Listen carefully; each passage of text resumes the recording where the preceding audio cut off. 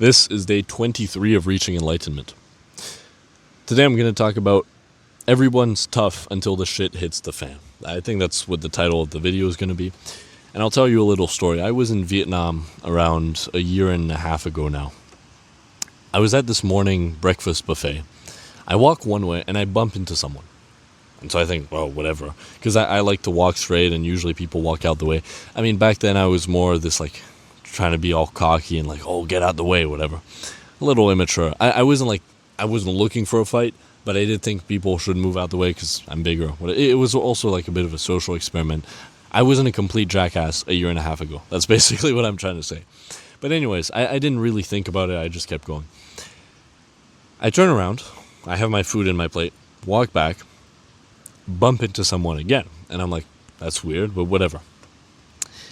I keep walking a little, but then I feel a tap on my shoulder, but like a big hand. Like it wasn't like a hit. I could tell it wasn't a hit, but the hand was like so big and the person so powerful that it kind of felt like one. And I turn around and I see this massive fucking 10 foot, it wasn't 10 foot tall, but massive Russian guy. I'm pretty big. I was a little smaller back then, but this guy is just massive. Even now, he would be much bigger than me. And he starts yelling at me in Russian. Well, not yelling, but like aggressively talking to me in Russian. I don't know what he's saying. I don't speak Russian. I'm Bulgarian. And anyways, he finishes his little rant, and I go to sit down because my table was close. And I was with my mom. And I'm like, well, what did he just say? What does that mean? And she basically said that if I bump into him again, we'll take it outside or whatever. And basically fight it out. I don't know. Luckily, I didn't get into a fight with him. Well, luckily, unluckily, I don't know.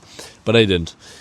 But that's when I realized that this whole like facade that I'd built up of being like this big tough guy instantly broke down the moment I felt like the tap on my shoulder and he started talking to me. And then from that point on, we spent a few more days at that resort. I wasn't terrified or anything, but I definitely was hoping that I wouldn't see him at breakfast again, even if he wasn't anywhere close, because I was like, I don't want to be a bitch and like completely swerve out of the way from him. To be fair, he's kind of a dick, but the point stands, which is, and I'm not the only one I've realized this, most people are big and tough until your life or your physical condition, like your body, is at threat. And another way you can see this is every guy is a big, like, alpha fucking, especially the guys online, you know. Everybody's a big, like, non-needy, super masculine, big tough guy until she doesn't text you back for a few days or a few hours even for some guys. And then you're suddenly weirdly really needy. And so the question is, are you really all that non-needy?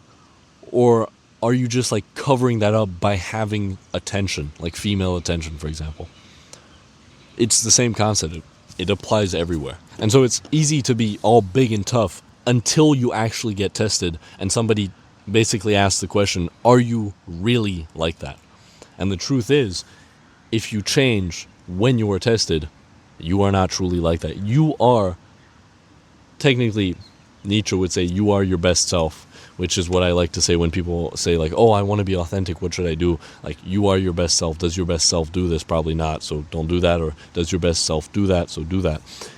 But in this case, your current level isn't who you are walking around with like police safety and with no stabbers anywhere nearby, and you're able to walk with your shoulders back and good posture and good body language. Your current level is the one that you fall back to. It's the one that you are when the shit hits the fan.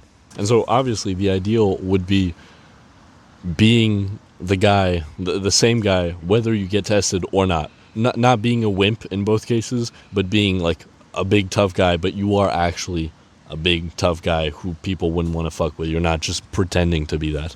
And the thing I really don't like, well, I find kind of funny, it's not that I'm not particularly offended. It doesn't bother, well, it bothers me a little, but not in like a weird way. It's kind of funny too, is the keyboard warriors. That's what I'll call them. I think that's like a common name. But it's everybody who critiques you online, but then weirdly never does that in person. It's like all the hate comments you ever get. I think a lot of like influencers and stuff talk about this, which is They get a lot of hate online, but when it comes to in-person events, they've never had a single bad interaction. Maybe selection bias, I don't know. I don't think so, though. Because when a celebrity has two massive, like, big dudes on either side, like bodyguards or whatever, you're not going to go straight up to them unless you have massive balls and say the stuff that people say online. Because the thing is, when you're online, obviously, you don't face any consequences for whatever you say or you do. And that's the world in general nowadays. You basically don't face well, not in terms of like crimes and stuff, but you're very protected. You don't get tested very often, so there's like two sides to the coin. On the one hand, there's a lot of people pretending, and you could like pretend to be all that, but you're not actually all that, and when you get tested, everything breaks down. But also that means you can do stuff without worrying that you'll be on the streets and have nothing to eat. Like the fact that you can basically fake it until you make it in terms of being somebody else, if that makes sense. Back in the day, when there were no social safety nets, trying a business was actually risky because you might be killed. Nowadays, if you try a business and it doesn't work, social welfare exists. You'll be fine.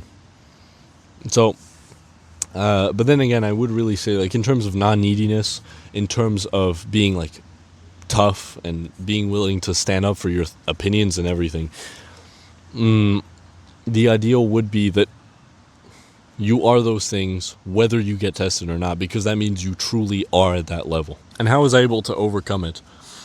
I won't say I've completely overcome it, but I think the main thing that it comes back to is a fear of death. A lot of things come back to that. And that's one thing, especially in terms of like physical conflict, as in the story I said at the start with the Russian guy. If you don't fear dying, then if he says that to you, you'll say, don't talk to me like that. Something like that, or you move out the way.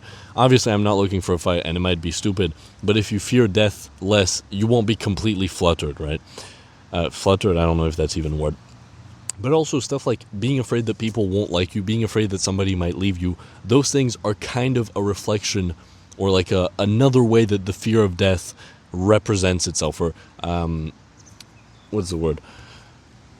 Another way the fear of death appears, represents. That's another representation of the fear of death, which is, I'm afraid they won't like me, I'm afraid she might leave me, I'm afraid she'll stop replying, all of these things. And so, obviously, you wouldn't want to die, you wouldn't want her to leave you, you wouldn't want to get into a fight. That goes into an idea called sophisticated toughness. I might have talked about that in another video. But you don't mind it. You realize it's all just a play put on by the gods, and so it doesn't really matter anyway. So, for example, with non-neediness, you wouldn't want her to leave you, but you know that if she does, you'll be fine. I talked about this in a previous video, which is, imagine how nice life would be if you knew that no matter what happened to you, you'd be okay. And the truth is, no matter what happens to you, you will be okay. No matter what has happened to you, you'll be okay. Life goes on. And that basically prevents you from being the guy who bends over backwards to do anything to not lose her. Because in the end, he will lose her anyway. If you don't know me, my mission is to reach enlightenment. This is day, I forgot what I said, 23, I think. And I basically share the journey and the things I learned along the way. You can follow me, and I'll see you in the next one.